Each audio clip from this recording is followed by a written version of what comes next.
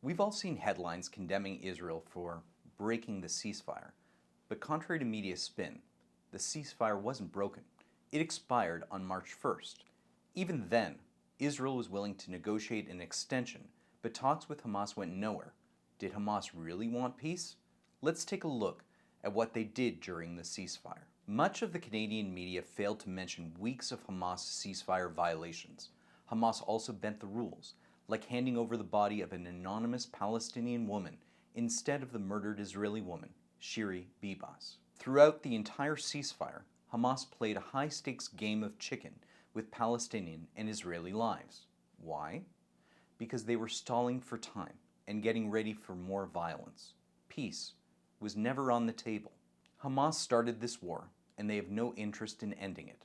For those paying attention, it's been clear from the start, Hamas will never hand over all the hostages. They need at least some Israelis, living or dead, as bargaining chips. That doesn't mean they didn't desperately want a ceasefire. Picking a fight with Israel put a serious dent in Hamas's resources. It decimated their leadership, weapons supply, and it cut them off from allies like Iran and Hezbollah. Hamas needed a ceasefire so they could regroup and rebuild for the next round of attacks. And that's exactly what they did, according to intelligence sources. So, the entire process of negotiation was a sham. Hamas was stalling for time, not negotiating in good faith. The ceasefire also let Hamas leaders boost their standing in Gaza. That's why they made such a big show of victory, driving around in full military gear, all while human rights groups claimed Gaza had no fuel, aid, or resources.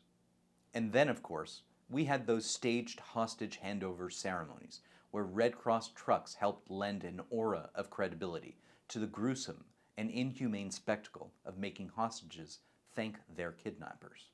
The goal of it all was to showcase the glorious victory and give Hamas license to push for continued resistance. The show of force wasn't just for Gaza's population because Hamas doesn't exist in a vacuum.